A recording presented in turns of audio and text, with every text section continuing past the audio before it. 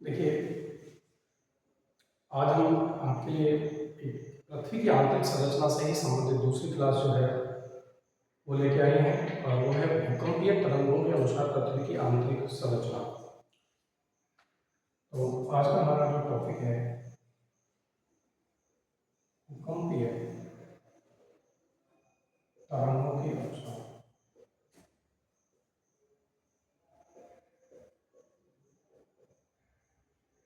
पृथ्वी की आंतरिक संरचना।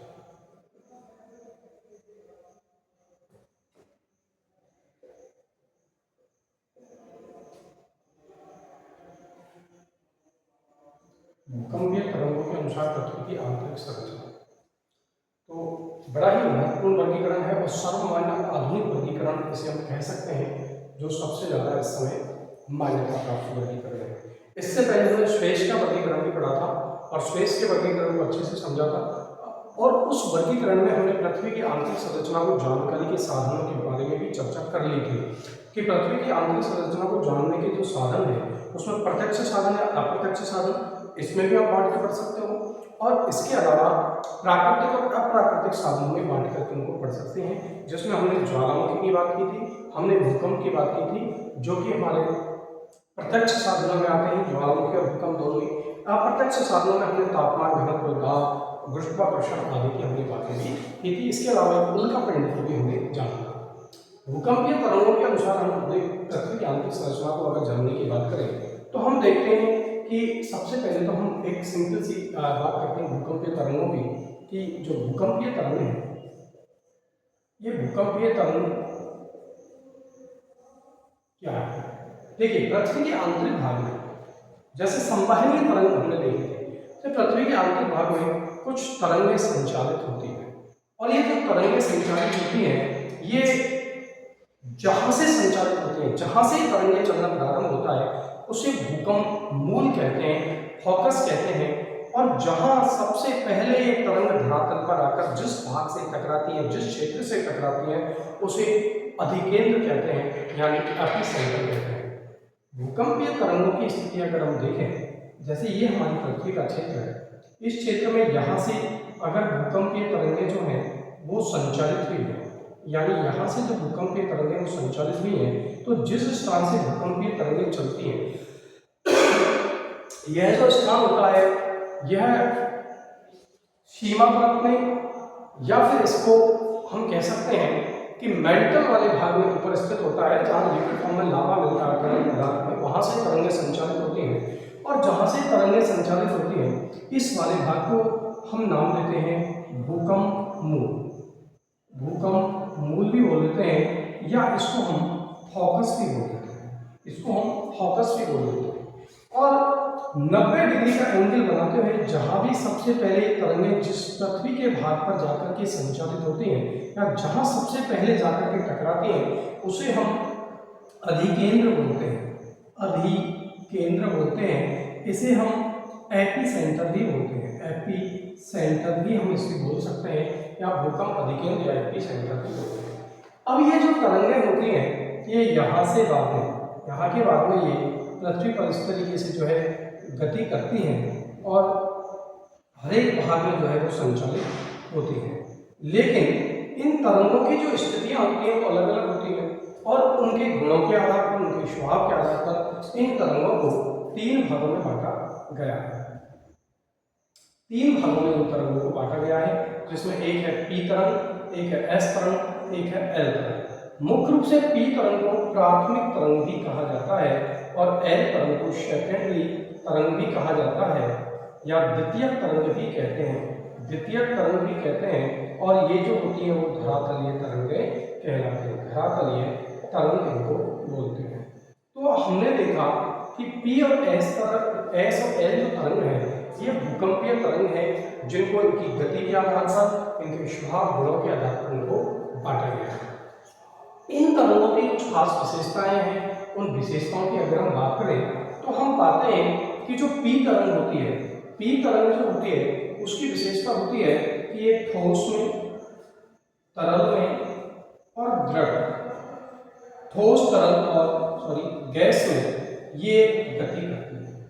यानी कि तीनों ही प्रकार के पदार्थों में ये गति करती है, ठोस में, तरल में और गैस में। तीनों ही प्रकार के पदार्थों में गति करती है और सबसे तीव्र गति से चलने वाली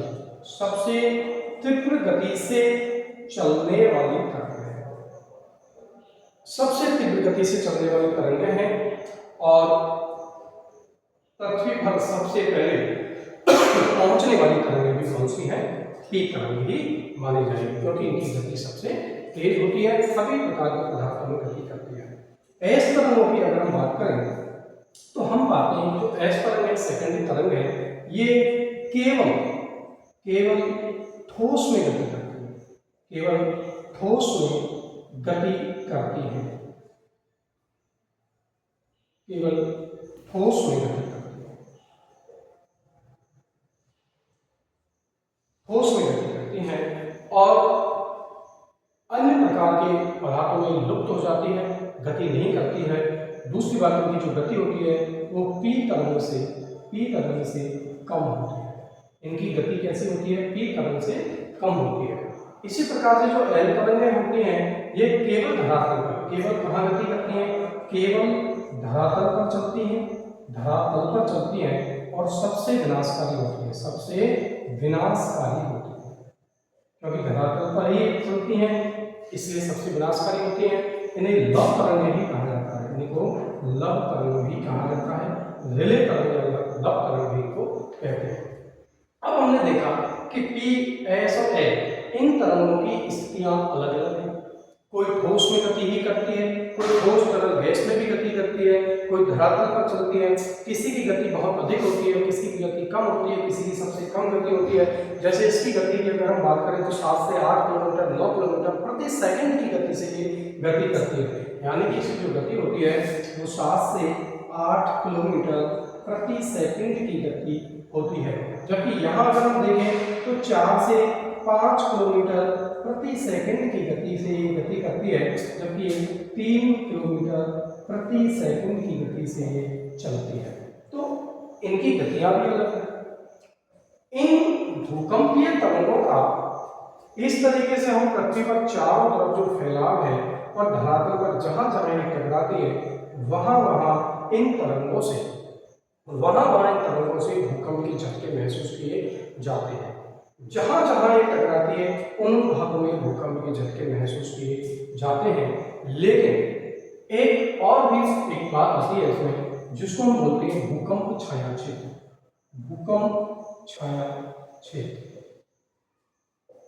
अगर हम भूकंप छाया क्षेत्र की बात करें तो ऐसा क्षेत्र जहां भूकंपीय तरंगें संचालित नहीं होती है या भूकंपीय तरंग नहीं पाई जाती है। ऐसा क्षेत्र जहां भूकंपीय तरंगें नहीं पाई जाती हैं उसे भूकंप छाया क्षेत्र कहा जाता है। यहां हम देखते हैं कि हमारी पृथ्वी 3 अवस्थाओं में है। पृथ्वी या तो कहीं ठोस है या तरल है, या तो ठोस अवस्था में है या फिर तरल अवस्था में। इस स्थिति से अगर हम देखें तो यहाँ पर मुख्य रूप से, बाकी तो धरातल पर चलने वाली एल है, तो हम मुख्य रूप से देखते हैं कि पी तरंग पर एस तरंग की हम बात करते हैं। अगर हम देखें तो पृथ्वी का कुछ एक पार्ट ऐसा है जिस पार्ट में हम देखते हैं कि वहां तरल अवस्था आ जाती है। तरल अवस्था आते ही हम देखते हैं कि एस तरंग जो है वो लुप्त हो जाएगी, क्योंकि एस तरंग केवल किसमें चलती है? ठोस में चलती है, तरल में नहीं चलती। जबकि पी तरंग सभी प्रकार के पदार्थों से गति कर सकती है। तो जैसे अगर हम देखें कि इस वाला जो एरिया है इसको छूते ही जो एस तरंग है वो गायब हो जाएगी, जबकि पी तरंग भी उसमें चलती रहेगी। इस आधार पर हम देखते हैं कि इनके छाया क्षेत्र होते हैं, यानी कि जहां पी या फिर एस तरंग नहीं पाई जाती तो इनका छाया क्षेत्र कैसे बनेगा? सबसे पहले हम देखते हैं पी तरंग छाया क्षेत्र। देखो, पी तरंग वैसे तो संपूर्ण पृथ्वी पर चल सकती है, लेकिन ये वक्राकार मार्ग का अनुसरण करती है। ये जो तरंग होती है वक्राकार मार्ग में चलती है, क्योंकि पृथ्वी के अंदर टेम्परेचर पृथ्वी के अंदर जो है घनत्व, डेंसिटी, दबाव या टेम्परेचर के कारण ये तरंगें जो होती हैं ये अपने मार्ग में वक्राकार स्थिति में हो जाती है। तो कुछ एक पार्ट जो होता है वो छूट जाता है। अब ये छूटा हुआ जो पार्ट है यहाँ से हम देखते हैं कि ये लगभग 105 डिग्री से 145 डिग्री तक का जो क्षेत्र होता है ये एस तरंगों का छूटा हुआ मार्ग, यानी कि एस तरंग एस पी तरंग का छूटा हुआ मार्ग है, इसलिए इसको पी तरंग छाया क्षेत्र कहा जाता है। पी तरंग छाया क्षेत्र, और इधर भी ये पी तरंग छाया क्षेत्र। तो अगर हम पी तरंग छाया क्षेत्र की बात करें तो हम देखते हैं कि 105 डिग्री से लेकर के 145 डिग्री तक का जो क्षेत्र है, डिग्री तक का क्षेत्र जो है ये कौन सा क्षेत्र होगा? पी तरंग छाया क्षेत्र होगा। बाकी तो ये चलेगी, लेकिन ये पी तरंग छाया क्षेत्र कहलाता है, जो इस एरिया के अंदर हम इसको हम देखते हैं, ये पी तरंग छाया क्षेत्र। जबकि अगर हम देखें कि ये जो पूरा इलाका यहाँ से जो हम देखते हैं, यहाँ से और यहाँ तक का जो पूरा क्षेत्र है, ये ऐसा क्षेत्र है जिसमें पी तरंग तो है लेकिन एस तरंग नहीं पाई जाती। पी तो है लेकिन एस तरंग नहीं पाई जाती। तो अगर हम एस तरंग छाया क्षेत्र देखें तो एस तरंग छाया क्षेत्र में हम देखते हैं कि एस तरंग छाया क्षेत्र हमारा 105 डिग्री से 105 डिग्री तक का जो क्षेत्र होता है उसे एस तरंग छाया क्षेत्र कहा जाता है। यानी 105 से लेकर के ये जो पूरा 105 से लेकर के और 105 तक का जो क्षेत्र है, ये पूरा क्षेत्र ऐसा है जिसमें एस तरंग नहीं पाई जाती। अब अगर इस तरह के प्रश्न बनते हैं और इस तरह के प्रश्न पूछे जाते हैं कि पी तरंग का छाया क्षेत्र कौन सा है, तो 105 से 145 डिग्री तक का क्षेत्र ही ऐसा है जिसमें पी तरंग नहीं पाई जाती है। जबकि एस तरंग का छाया क्षेत्र देखें तो 105 से लेकर 105 डिग्री तक का पूरा क्षेत्र जहां एस तरंग नहीं पाई जाती। क्यों नहीं पाई जाती? क्योंकि यहाँ अर्ध तरल या तरल अवस्था के कारण एस तरंग यहाँ के बाद में संचालित नहीं होती है, ये पूरा क्षेत्र खाली रह जाता है, जबकि इस भाग में ही वो संचालित होती है। तो पी और एस तरंग छाया क्षेत्र भी हमने देखे, और पी और एस तरंग छाया क्षेत्र भी बड़े इसमें महत्वपूर्ण दिखाई देते हैं। इन सब अध्ययनों के आधार पर, इन सब बातों के आधार पर ही हमारी पृथ्वी को बांटा गया, उसका वर्गीकरण किया गया। अब ये वर्गीकरण कैसे है इसको हम समझते हैं।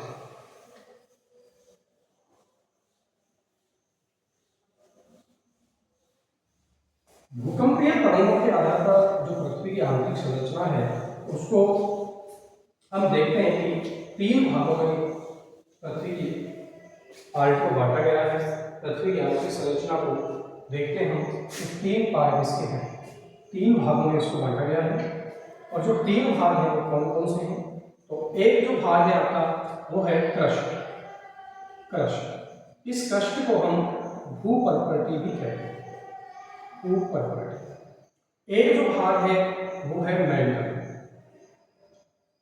इसको हम प्रावार भी कहते हैं, या मेंटल भी कहते हैं। और तीसरा जो भाग है इसको हम कोर बोलते हैं, कोर, या इसको हम क्रोड भी बोल देते हैं, या कोर भी बोल देते हैं। क्रोड वाला भाग भी इसको हम बोल देते हैं, जो पृथ्वी का सबसे अंततम पार्ट है। क्रस्ट, मेंटल और कोर, ये 3 भाग हमारी पृथ्वी के इन्होंने बांटे हैं। 3 भाग पृथ्वी के किए हैं, और ये तीनों ही जो भाग हैं इन तीनों को भी फिर अलग अलग उन्होंने भागों में डिवाइड किया है। लेकिन हम एक बार इसको तीनों भागों को एक बार समझने की कोशिश करते हैं डायग्राम से। तो हम देखते हैं कि पृथ्वी को इस तरीके से उन्होंने 3 भागों में बांटा है, जिसमें सबसे ऊपरी भाग जो है वो क्रस्ट है, इसके बाद में मेंटल है, और उसके बाद में कोर है।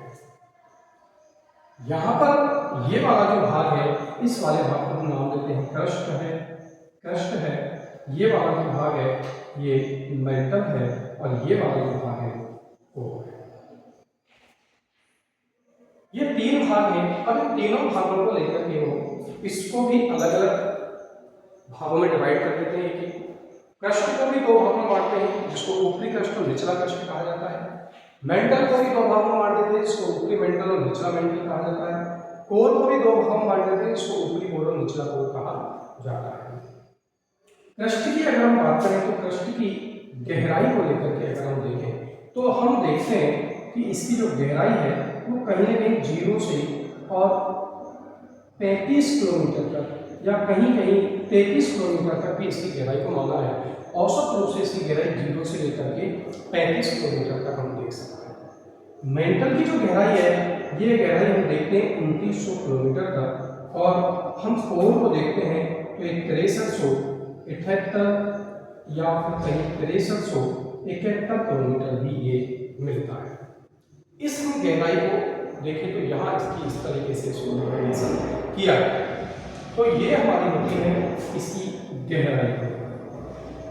ये हमारा जो कृष्ण वाला पार्ट है इस पर हम देखते हैं कि हमारे महाद्वीप महासागर आदि जो है वो सब कृष्ण वाले पार्ट पर ही पाए जाते हैं।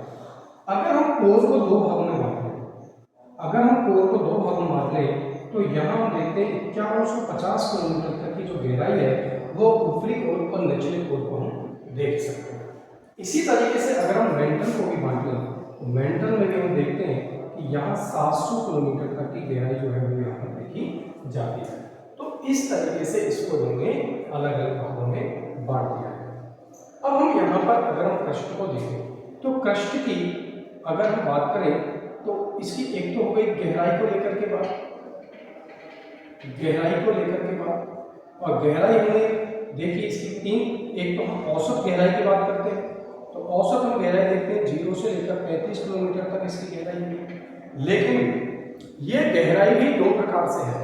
अगर हम इस गहराई को अगर हम महाद्वीपों पर देखते हैं तो महाद्वीपों पर ये जो गहराई है वो लगभग 60 से 70 किलोमीटर तक है।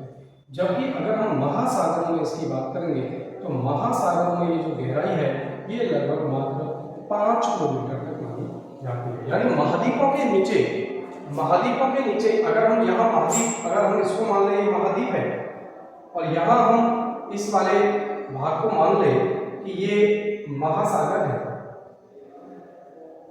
तो हम देखते हैं कि महाद्वीपों पर इसकी जो गहराई मिलेगी कृष्ण की वो लगभग 60 से 70 किलोमीटर तक मिल सकती है। लेकिन महासागरों पर इसकी गहराई कितनी मिलेगी? मात्र 5 किलोमीटर तक पाई जाती है। अगर हम इस कृष्ण वाले पार्ट को अगर हम दो भागों में बांट दें, ऊपरी कृष्ण और निचला कृष्ण, अगर हम दो भागों में बांट दें तो हम देखते हैं कि ऊपरी जो कृष्ण होता है ये ऊपरी कृष्ण ग्रेनाइट से बना हुआ है, और निचले कृष्ण की अगर हम बात करें तो ये बेसाल्ट का बना हुआ है। ऊपरी कृष्ण ग्रेनाइट का, जबकि निचला कृष्ण किसका है? बेसाल्ट का बना हुआ है। इसके बाद हम बात करते हैं मेंटल वाले भाग की।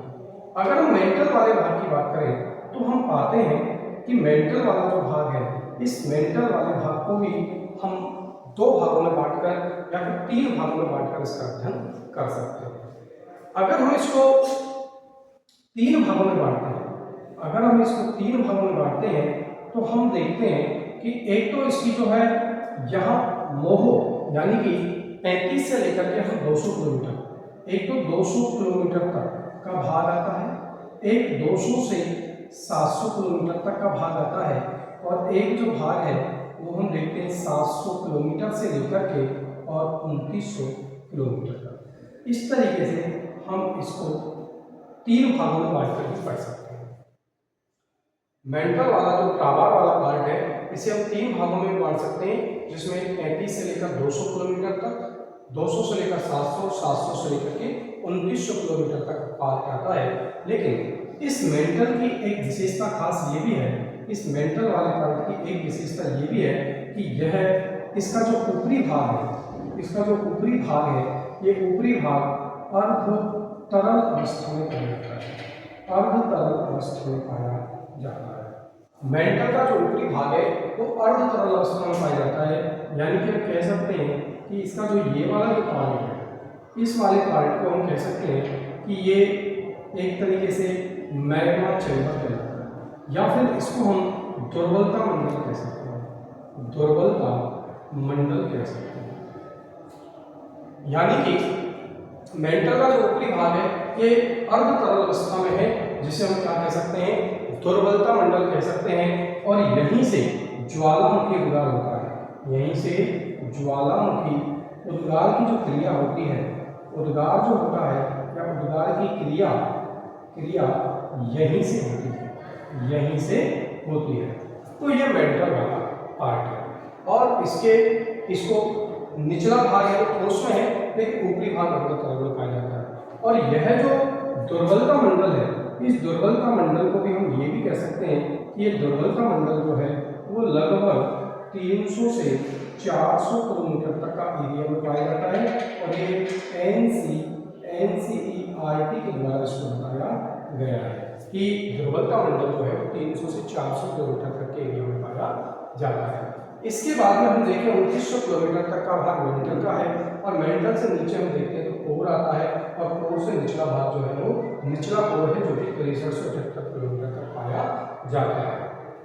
यहाँ पर हम अगर इसके घनत्व की बात करें तो अगर हम घनत्व को देखें तो हम पाते हैं कि इसका जो घनत्व है वो घनत्व हम देखते हैं कि लगभग 3 ग्राम प्रति घन सेंटीमीटर तक या 3 से 3.3 ग्राम प्रति घन सेंटीमीटर तक इसका जो घनत्व वो देखा जाता है किस वाले पार्ट का, क्रस्ट का। जबकि यहाँ से अगर हम घनत्व की बात करें तो इसका घनत्व हम देखते हैं कि 5.5 तक इसका जो घनत्व है ग्राम प्रति घन सेंटीमीटर, इसका जो घनत्व वो देखा जाता है मेंटल वाले पार्ट का। अगर हम ऊपरी कोर की बात करें तो ऊपरी कोर का जो घनत्व है वो 10 ग्राम प्रति घन सेंटीमीटर और निचले की अगर हम बात करें तो 13 ग्राम प्रति घन सेंटीमीटर की बात करता है। तो अगर हम घनत्व की बात करें तो हम घनत्व देखते हैं जो क्रस्ट का घनत्व है 3 से 3.3 ग्राम प्रति घन सेंटीमीटर तक इसका घनत्व मिलता है। अगर हम मेंटल की बात करें तो पृथ्वी का जो औसत घनत्व है वो 5.5 ग्राम प्रति घन सेंटीमीटर तक है। और अगर हम कोर की बात करें तो कोर का ऊपरी जो कोर है ये लगभग 9 से 10 ग्राम प्रति घन सेंटीमीटर और निचला जो है वो 13 से 13 ग्राम प्रति घन सेंटीमीटर तक भी इसका घनत्व देखा जाता है। ये वाली जो बातें हैं ये आपको यहाँ पर अच्छे से एक बात समझनी है कि क्रस्ट वाला पार्ट है, इसके भी 2 भाग हैं। 2 भागों में हमने देखा ऊपरी भाग जो है वो ग्रेनाइट का, निचला भाग जो है वो बेसाल्ट से निर्मित है। फिर हमने देखा कि क्रस्ट वाले भाग में महाद्वीप और महासागरों पर इसकी गहराई अलग अलग है। मेंटल वाला पार्ट है इसको हम 200 किलोमीटर तक जो मोह है संबद्धता है उससे 200 से 700 और 700 से 3300 किलोमीटर तक 3 भागों में बांट सकते हैं। ऊपरी जो भाग होता है उसमें दुर्बलता मंडल मिलता है जो अर्ध तरल अवस्था में लिक्विड फॉर्म में पाया जाता है जहां से ज्वालामुखी उद्गार की क्रिया होती है। तीसरा जो पार्ट है कोर का है, इसे भी 2 भागों में बांट सकते हैं, ऊपरी कोर और निचला कोर। इसको हम कैसे समझ सकते हैं। अब अगर हम इसके तत्व की बात करें, अगर हम तत्व की बात करते हैं तो देखिए यहाँ पर जो तत्व मिलते हैं, यहाँ पर जो तत्व मिलते हैं उन तत्वों में आप देखेंगे सिलिका है और एल्यूमिनियम, सिलिका है और एल्यूमिनियम। वही तत्व जो हमने श्वेत के वर्गीकरण में देखे, सिलिका एल्यूमिनियम। अगर यहाँ हम तत्व की बात करें मेंटल वाले पार्ट में तो यहाँ हम देखते हैं कि यहाँ मैग्नीशियम मिलता है। क्या मिलता है? मैग्नीशियम मिलता है। और कोर में अगर हम बात करें तो यहाँ पर लोहे की प्रधानता है। किसकी प्रधानता है? लोहे की प्रधानता है। अगर हम क्रस्ट में तत्व की बात करें तो सिलिका और एल्यूमिनियम के तत्व पाए जाते हैं। अगर हम तार में मेंटल में बात करते हैं तो मैग्नीशियम की प्रधानता है और कोर में बात करें तो किसकी प्रधानता है? लोहे की प्रधानता है। अगर इस वर्गीकरण के आधार पर यदि हम संपूर्ण पृथ्वी के तत्व की बात करें, यानी कि पृथ्वी में तत्व या पदार्थों का जो अगर हम वितरण की बात करें तो पृथ्वी में हम तत्व या पदार्थों के वितरण की अगर हम बात करें तो हम देखें कि सबसे पहली जो मात्रा है वो ऑक्सीजन की है। इसकी आती है ऑक्सीजन, यानी पृथ्वी में सबसे अधिक मात्रा में जो पाया जाने वाला तत्व होगा वो कौन सा होगा? ऑक्सीजन होगा। ऑक्सीजन के बाद हम बात करें तो हम सिलिका की बात करते हैं। किसकी बात करते हैं? सिलिका की बात करते हैं। सिलिका के बाद में हम एल्यूमिनियम की बात करते हैं, हम मैग्नीशियम की बात करते हैं, हम लोहा की बात करते हैं, हम सोडियम पोटेशियम आदि की बात करते हैं। तो ये जो तत्व हैं ये सब पृथ्वी के अंदर पाए जाते हैं। पृथ्वी के अंदर ये तत्व सभी विद्यमान हैं। इसके बाद में हम एक बात और समझ लेते हैं।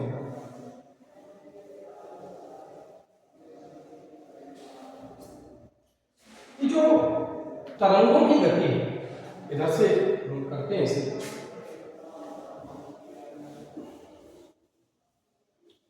जो तरंगों की गति है, उन तरंगों की गति में देखें हम, जैसे पी तरंग, जो पी तरंग की गति है, इस गति की हम बात करें तो पी तरंग की हम गति की अगर हम बात करें तो यहाँ वाले पार्ट में, यानी पृष्ठ वाले पार्ट में अगर हम देखें तो इन तरंगों की जो गति मिलती है वो मिलती है लगभग 6 किलोमीटर प्रति सेकंड।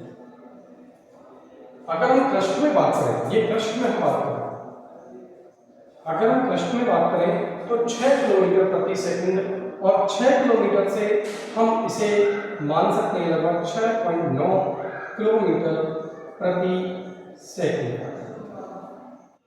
ये इसमें इनकी गति होती है पृष्ठ वाले पार्ट। अगर हम मेंटल वाले पार्ट में बात करें तो मेंटल वाले पार्ट में हम पी तरंगों की गति की देखेंगे तो लगभग हम देखते हैं कि 8 से 8 किलोमीटर प्रति सेकंड से लेकर के हम देखते हैं लगभग कहीं ना कहीं 9 या 10 किलोमीटर प्रति सेकंड की इनकी गति मिल जाती है। और अगर हम कोर में बात करें तो कोर में इनकी गति और भी बढ़कर के लगभग 11 या फिर 12 किलोमीटर प्रति सेकंड की गति हो जाती है। पी तरंगों की अगर गति की हम बात करें तो हम देखते हैं पृष्ठ में इनकी गति 6 किलोमीटर है, या 6 से 6.5 किलोमीटर, 6.9 किलोमीटर तक। यहाँ हम देखते हैं 8 से 9 या 8 से 10 किलोमीटर मेंटल वाले पार्ट में, और 10 या 11 से 12 किलोमीटर जो है कोर वाले पार्ट में पी तरंगों की गति होती है। अब आप देखिए कि पृथ्वी में जैसे जैसे गहराई में हम जा रहे हैं पी तरंगों की गति बढ़ती जाती है। पृथ्वी में जैसे जैसे हम गहराई में जाते हैं पी तरंगों की गति बढ़ती जाती है, और ये पी तरंगों की जो गति बढ़ने का कारण है वो ये है कि इन तरंगों की जो गति होती है, यानी कि अगर हम यहाँ पर एक लाइन नोट डाल के देख सकते हैं कि जो पी तरंग होती है, पी तरंग की गति घनत्व बढ़ने के साथ बढ़ जाती है। हमने देखा कि पी तरंगों की गति जैसे जैसे अंदर की तरफ जाएंगे पी तरंगों की गति बढ़ेगी। इसका मतलब सीधा सीधा ये हुआ कि जैसे जैसे पृथ्वी के अंदर घनत्व बढ़ता है वैसे वैसे पी तरंगों की जो गति है वो बढ़ती चली जाती है। अब हम बात करते हैं इससे एक टॉपिक हमारा और इसमें बच रहा है असंबद्धता क्षेत्र।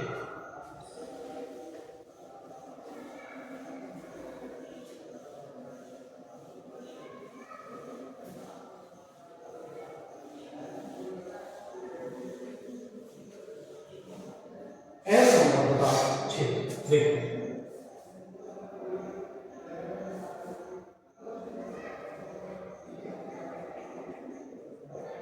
असंबद्धता क्षेत्र क्या होता है?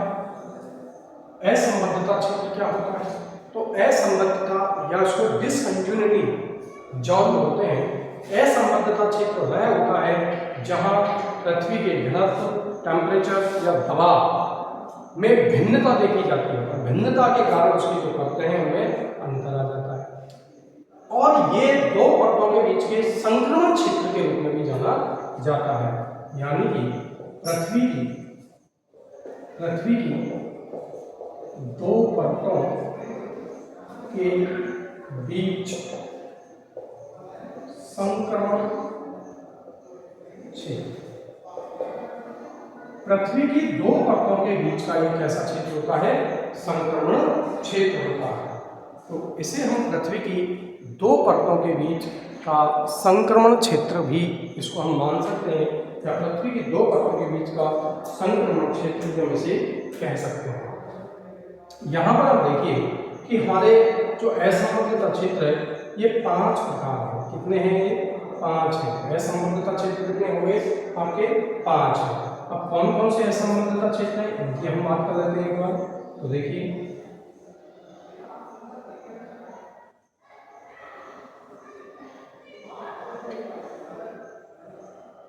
ये हमारी परतें हैं, हम इसके नाम लिख लेते हैं शॉर्ट में। Upper crust UC, lower crust LC, upper mantle, lower mantle, upper core, lower core.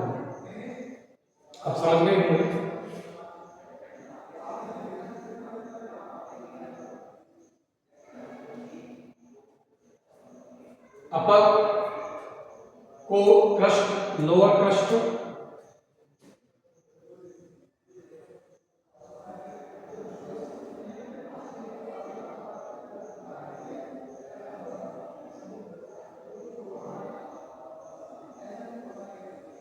ये बात, इसको हम कहते हैं ऊपरी क्रस्ट, निचला क्रस्ट, ऊपरी मेंटल, निचला मेंटल, और ऊपरी कोर और निचला कोर। ठीक है, इनके बीच का जो संक्रमण क्षेत्र है, दोनों परतों के बीच का जो संक्रमण क्षेत्र है, कौन सा क्षेत्र है? संक्रमण क्षेत्र है। संक्रमण जो क्षेत्र है, इस संक्रमण क्षेत्र को ही हम क्या कहते हैं? असंबद्धता क्षेत्र कहते हैं। ये असंबद्धता क्षेत्र। अब ये कौन कौन से हैं? क्रस्ट, ऊपरी क्रस्ट और निचले क्रस्ट के बीच जो है असंबद्धता क्षेत्र, इसको बोलते हैं कॉर्नर, कॉर्नर या इसको कॉर्नर भी बोल देते हैं, कॉर्नर। वो निचला जो क्रस्ट और ऊपरी मेंटल है, इसके मध्य जो है उसको बोलते हैं मोहो, मोहो असंबद्धता। ऊपरी मेंटल और निचला जो मेंटल है, इसके मध्य जो है इसको हम रैपेटी बोल देते हैं। क्या बोल देते हैं? रैपेटी असंबद्धता। जबकि निचला मेंटल और जो ऊपरी कोर है, इसके मध्य का जो असंबद्धता क्षेत्र है, तो इसको हम गुटेन वर्ग बोलते हैं, गुटेन वर्ग बोलते हैं। कौन सा वर्ग बोलते हैं? गुटेन वर्ग बोलते हैं। और जो हमारा ऊपरी कोर और निचला कोर है, इसके मध्य में जो है इसको हम लेहमान बोलते हैं। कौन सा? लेहमान असंबद्धता बोलते हैं। तो ये 5 प्रकार का असंबद्धता क्षेत्र हमको देखने को मिलता है। ऊपरी क्रस्ट और निचले क्रस्ट के मध्य में जो कॉर्नर असंबद्धता है, निचला क्रस्ट और ऊपरी मेंटल के मध्य मोह असंबद्धता है, ऊपरी और निचले मेंटल के मध्य रैपेटी असंबद्धता है, निचले और ऊपरी कोर के मध्य में गुटेन वर्ग असंबद्धता है, और ऊपरी और निचले कोर के मध्य लहमान असंबद्धता है।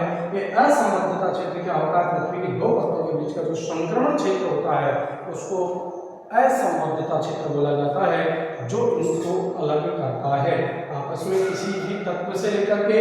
जैसे यहाँ का घनत्व देखें तो 2.93 हो सकता है, जबकि यहाँ का 3 है। यहाँ का अगर देखें तो 4.3 हो सकता है, 5.5 है, 6.7 तक हो सकता है, यहाँ 10, 11 हो सकता है, यहाँ 13 है।